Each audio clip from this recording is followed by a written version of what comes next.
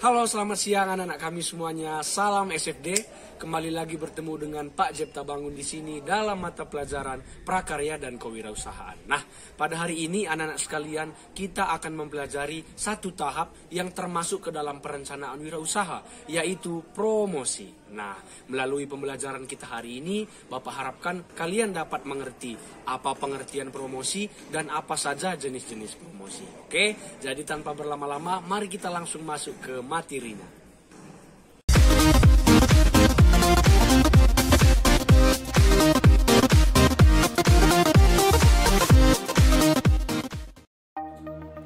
Nah, baik anak-anak sekalian, sekarang kita sudah masuk ke dalam materi kita. Nah, seperti yang sudah Bapak jelaskan pada video pembukaan tadi, hari ini kita akan mempelajari salah satu hal yang sangat penting di dalam perencanaan wirausaha, yaitu promosi. Nah, dengan promosi ini tentu saja anak-anak sekalian, kita sebagai pemilik wirausaha tersebut berharap supaya orang-orang itu dapat mengenal produk kita ataupun jasa yang kita tawarkan. Nah, itu sebetulnya tujuan yang paling dasar kalau kita ingin melakukan promosi. Oke? Nah, sekarang kita akan mencoba untuk lihat apa kira-kira pengertian promosi.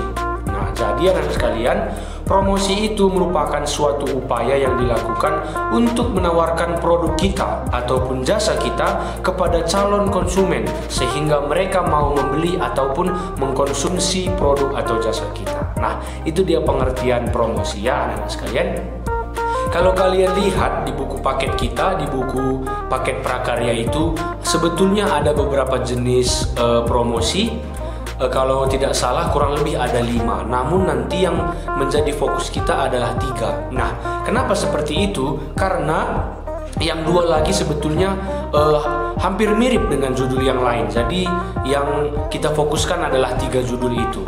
Dan ketiga judul ini akan kita jadikan tugas sambungan dari laporan BEP kita kemarin. Masih ingat ya BEP kemarin, yaitu BEP Break Even Point. Nah, tugas yang kemarin kan Bapak suruh kalian untuk membuat suatu rancangan modal awal atau adanya variabel-variabel modal seperti fixed cost, variable cost, selling price, dan lainnya. Kalian sudah membuat itu minggu lalu, dan hari ini kita akan menyambungnya namun dengan judul yang berbeda, yaitu rancangan promosi wirausaha kalian. Nah, jadi misalnya contohnya kalau kalian kemarin ada buat gantungan kunci, jadi judulnya jadi seperti ini: rancangan promosi wirausaha gantungan kunci. Nah, seperti itu nanti ya. Jadi sebelum kita masuk ke tugas itu, kita pahami dulu yang 3 fungsi tadi. Maksud Bapak 3 jenis dari iklan tadi. Nah, begini. Untuk jenis promosi yang pertama itu namanya periklanan ataupun advertising. Kalau kalian lihat pada slide yang ini, ada Bapak buat sebuah gambar yang memperlihatkan banyak papan reklame ataupun baliho. Nah, kalau kalian lihat promosi-promosi yang dimuat di dalam papan reklame itu merupakan promosi yang cangkupannya untuk masyarakat luas. Bukan cangkupannya untuk masyarakat yang kecil saja, namun semua orang bisa melihat papan reklame ini sehingga dia dapat mengetahui produk dari wirausaha tertentu. Misalnya kalau kalian lihat pada slide ini, di bawah itu sebelah kiri, paling kiri ada promosi barang-barang di Carrefour, kemudian ada tentang sepeda motor, ada juga tentang adanya diskon perumahan, kemudian ada diskon perbelanjaan, dan lain-lainnya. Nah, semua orang dapat melihat promosi yang ada di papan reklame ini. Dari sini dapat kita artikan bahwa periklanan atau advertising itu merupakan bentuk promosi yang cangkupannya untuk masyarakat luas. Dan promosi periklanan ini dia boleh menggunakan berbagai media promosi. Jadi tidak hanya melalui papan reklame saja anak-anak sekalian. Mungkin itu boleh melalui radio, mungkin boleh melalui iklan di televisi, dan lainnya. Pokoknya dia media promosi yang cangkupannya masyarakat luas. Oke? Nah, kita lanjutkan lagi ke jenis promosi yang kedua. Nah, coba kalian lihat di sini. Ini judulnya penjualan tatap muka ataupun personal selling. Nah, di sini si penjualnya adalah yang laki-laki, kemudian si konsumennya adalah yang perempuan. Ketika ada sebuah transaksi seperti ini, kita langsung bertatap muka dengan konsumen kita. Kira-kira apa saja promosi yang bisa kita kasih tahu sama konsumen kita itu? Apa saja coba? Kita bisa memberitahu tentang harga, kita bisa mengasih tahu tentang kualitas produk kita.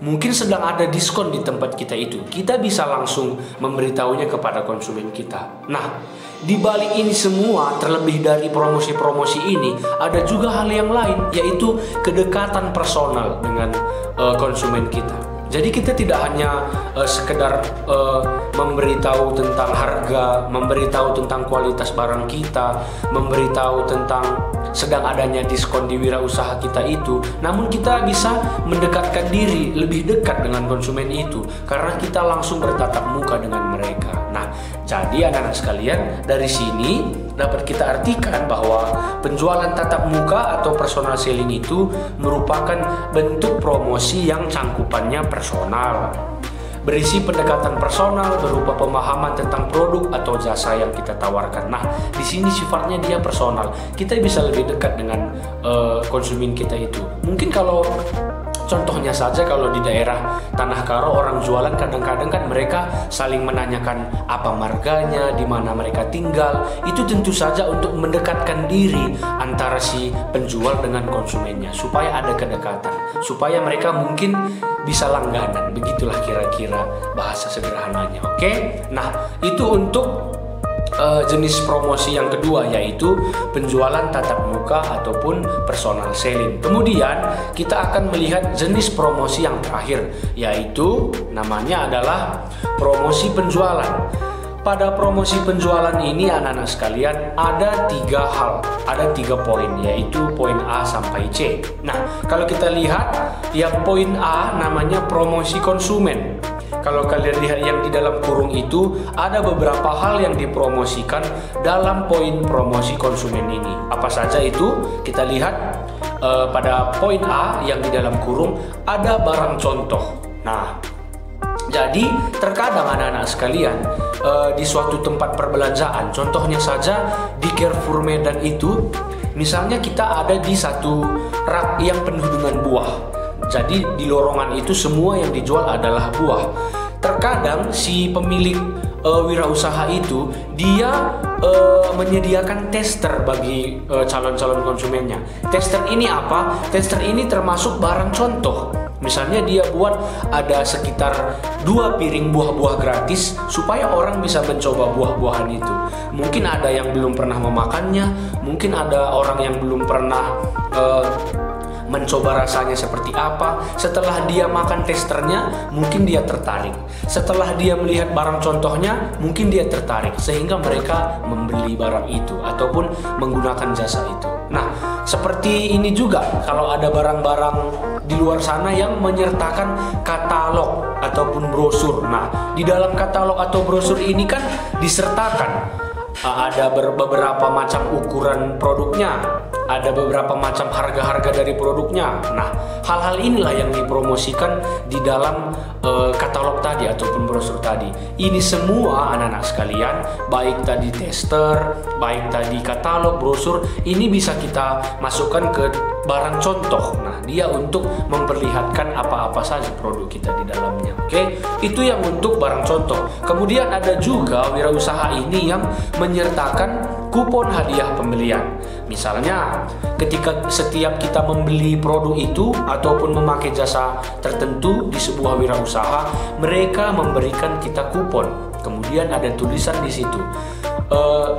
Ketika memberikan 10 kupon yang terkumpul, maka dapat pelayanan gratis satu produk ataupun sekali jasa itu gratis. Nah, itu kan seperti itulah kira-kira promosi konsumen itu. Jadi adanya bonus-bonus yang diberikan, baik dia di kupon hadiah pembelian. Nah, itu dia ya. Itu untuk yang poin A, promosi konsumen. Kemudian yang poin B itu promosi dagang. Kita fokus lagi ke hal-hal yang ada di dalam kurung itu anak-anak sekalian. Yang pertama adalah kredit pembelian. Kita buat bahasa sederhananya cicilan. Oke.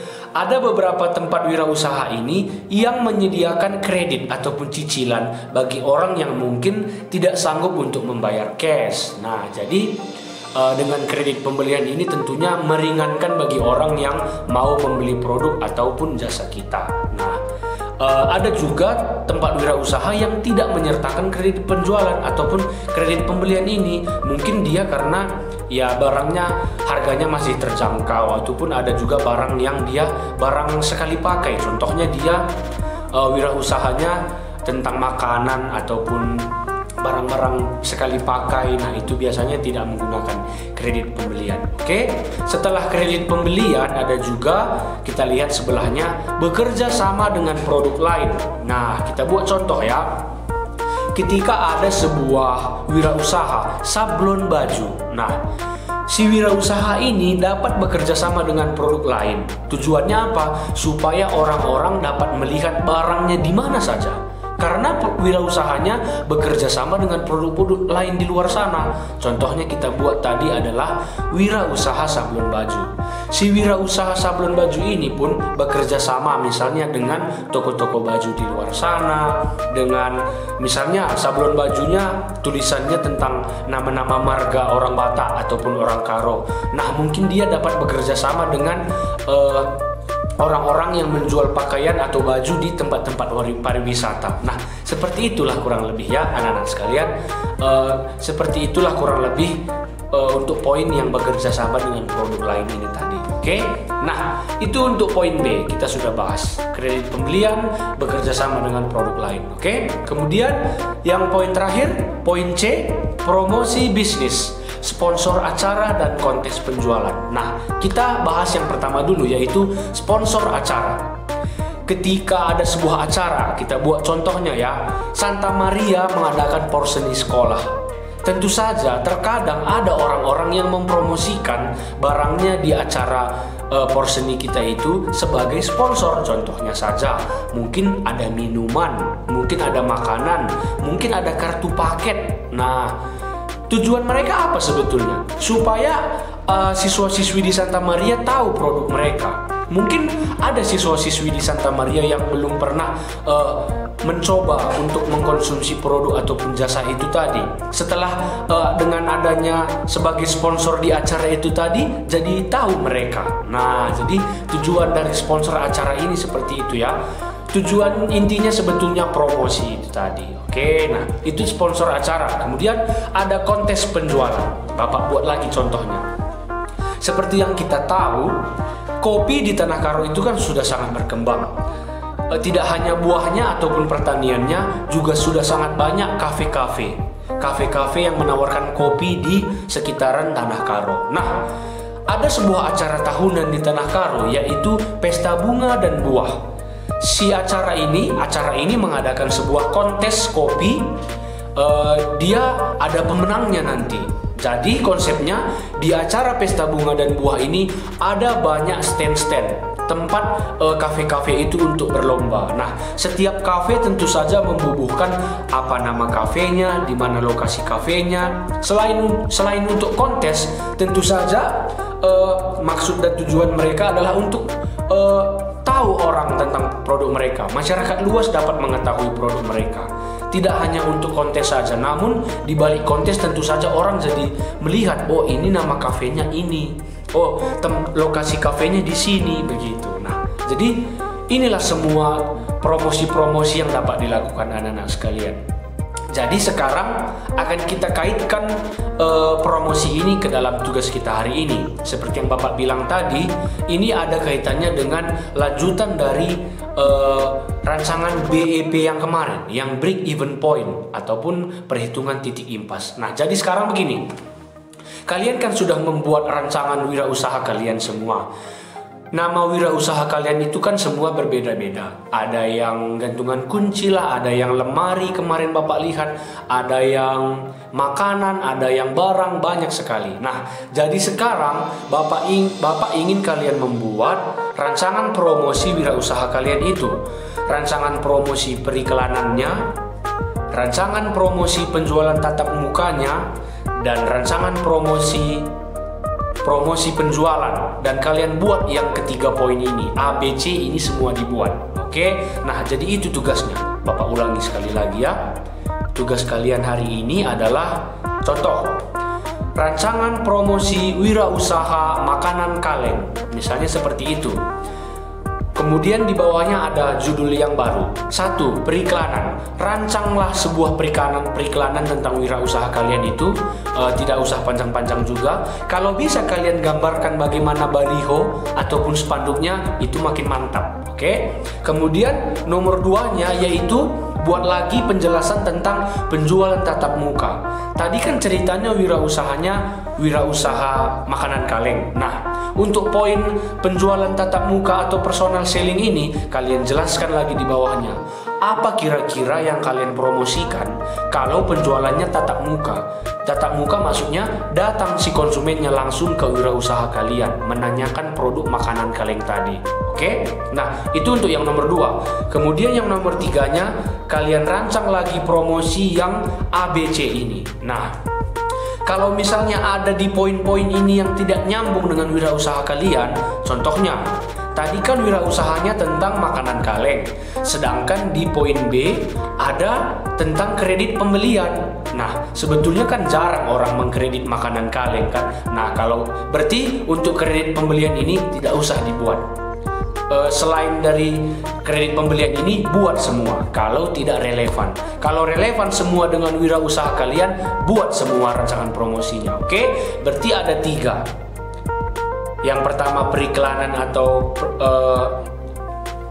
advertising, kemudian yang kedua ada penjualan tatap muka, kemudian yang ketiga ada promosi penjualan dengan 3 poin yaitu A, B dan C. Nah, jadi sekarang itu tugas kalian ya, rancang promosi wirausaha kalian itu dengan serapi-rapinya, dengan sekeren-kerennya. Nah, oke. Jadi anak-anak sekalian, kurang lebih seperti itulah materi kita pada hari ini ya. Bapak harap kalian dapat mengerti. Jadi coba dikerjakan tugasnya dengan sebaik-baiknya, jangan menunda-nunda pekerjaan, tetap jaga kesehatan. Terima kasih atas perhatian kalian semua. Salam SFD.